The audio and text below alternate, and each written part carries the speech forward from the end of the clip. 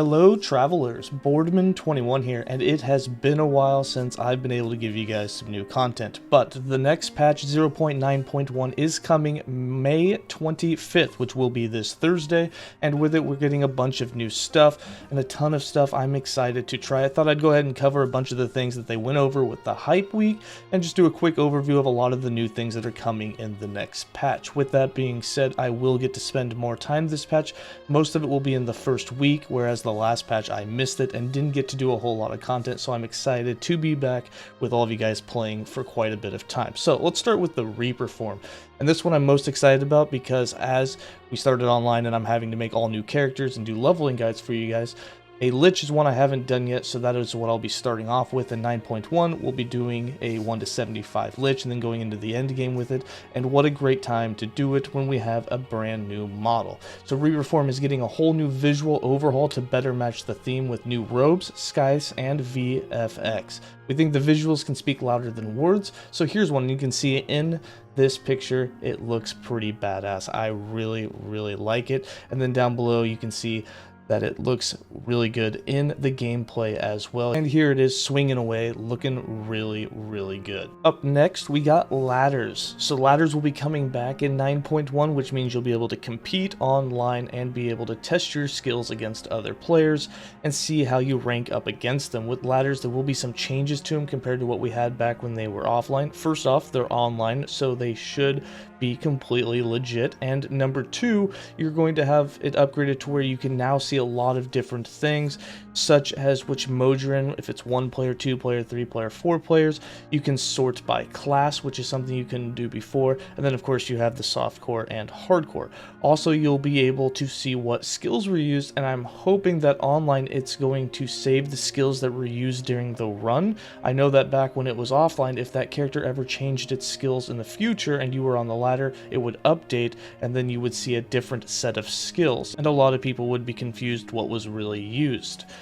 This also is the only thing that you'll be able to see is what skills used. You won't be able to see the skill trees or what gear the player was using, so builds will still be confidential, which is nice for content creators and a lot of other people who like to just do their own thing and not share it with the world or have a way for them to scope out what they're doing and copy it. Next, we have the cosmetics store, which will be coming in 0.9.1. You will be able to buy some cosmetics. How much will actually be implemented into the game, I'm not sure, but in the forum post they do show that they've got some portals, cloaks, and pets that you can get, which is really cool, and they will start introducing supporter packs. This will be a way for you to support the game even further if you have already bought it or would just like to get more Epoch points to be able to buy other cosmetics. I won't go into a ton of details about the cosmetic store, mostly because I don't know too much about the MTX store. I do know that the first version of it that they put out to us, they instantly reduced the prices based on feedback, so they are still willing to listen to any feedback that people have. So if there's something about it you don't like, make sure that you put your feedback into the system,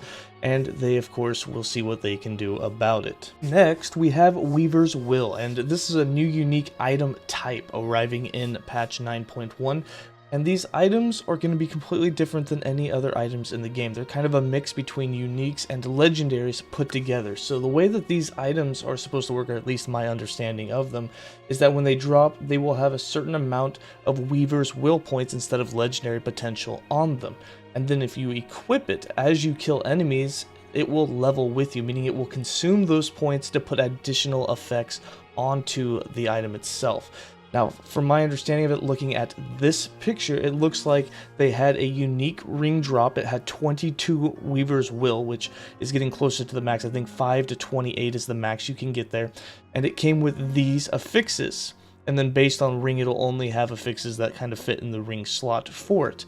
And then as I assume they leveled up, it consumed some points and then put additional affixes onto it, this giving them damage over time and mana regen until it got all the way down to where it ended up having 7 affixes, giving them a bunch of stats. Now, I don't know if you can manually control this in any way, but it does say that there's a chance that it will give an additional fix up to 4, and then it will level the tiers of those up until all points are consumed. So I assume it's all automatically done. You don't have any manual control. I don't know if there will be a new glyph or rune that you'll be able to use to reroll what's on it, However, at this point it looks like getting a unique that drops with Weaver's Will on it, and it has a ton of Weaver's Will, gives you the best chance to get the most out of it, assuming that if it has the max points of 28, it would give you 4 tier 7 affixes, and if it had the minimum 5, you'd end up getting 4 affixes, and one of them would be leveled up to tier 2. I assume that's how it works. I could be wrong on that though.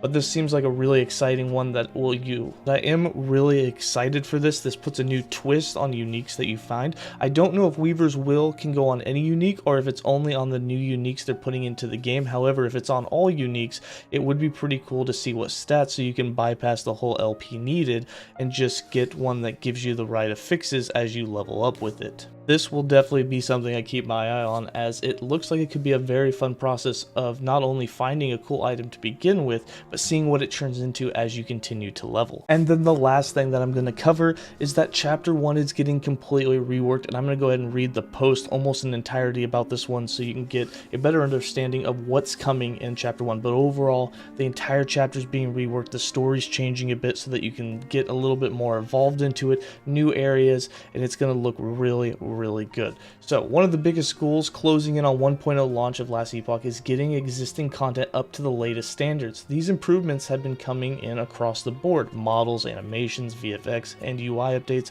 bug fixes. Everything that you can been getting has been getting better. Over the years, they've been adding additional chapters to last Epoch, and with the constant pushing of our standards for the campaign, our oldest chapters needed to be brought up in quality. With Rising Flames, we are pushing those standards even further with a complete overhaul of Chapter 1. Some really good pictures that we got here. I'm really excited to start a new character as soon as this patch drops, just to experience it. So reimagining, some of the most common feedback that they've gotten regarding the campaign and story is that it's hard to track why you're embarking on a journey with the Shard of Epoch. In overhauling Chapter 1, they're setting the stage for the epic adventure for travelers that you're about to embark on. In the revised Chapter 1, you, the traveler, will now cross multiple zones, meet key NPCs, and explore multiple new and fantastic areas as the story of Epoch and the Land of Area start to unfold. No longer just a few zones, Chapter 1 will now take you from level 1 to level 9, with Chapter 2 and onwards being adjusted accordingly. With the update to Chapter 1, the traveler will now know a world of peace at the beginning of their journey during the Divine Era, learning about the plights and problems of the people at the time, and ultimately watching the destruction that war has brought, and then ushering of the end of the Divine Era. And then you have Rael's Warpath. In the new Chapter 1, you will face off against Rael's forces as they begin their invasion of the Ultra Cliffs. Along the way, you'll be introduced to essential story characters, including the hero of Hyperborea, Grail. Fighting your way through both flora and fauna, you'll have the chance to interact with these characters and learn more about them in the world of Edera. After learning of the reason for Rael's invasion, you will make your way through his forces to reach the Keeper's Vault, where the god's true objectives lies. While what's kept safe within may be unknown, what is known is that this is warmongering god is willing to go to such lengths to get to it, it must be kept from him. And then the evolving design is the newly redesigned Chapter 1 pushes the design standards even further with improved lighting, shaders, textures, assets, and more. Using the new technologies and tools, they're going to continue to enhance last Epoch's visual design to be more distinct and beautiful. Before the void corrupted everything, the world was full of vibrant colors, stretching vistas. With Rising Flames, we are bringing that vision to life. We'd like to share a few screenshots of just a few of the new areas that we're going to explore in the new Chapter 1, and with them, I'll go ahead and click on them. You can see they're really nice. I'm really excited to set foot here. This one almost reminds me of the Ancient Era a little bit, but overall, it's looking like it's going to really feel like you're there. It's no longer just going to be running through the chapter as quick as possible to get to new content. You might actually want to look around a little bit. I am super excited for this rework. And that's it. That's all I wanted to share with you guys. I hope you guys are excited for this patch as I am. I'm super excited this Thursday to be able to sit down and actually play. I'll be spending more time in the first week playing this game than I did this whole last patch, now that I've got things in real life with my job kind of settled down and in a good spot to where I can spend some time with you guys. So let's get excited. Let's get hyped.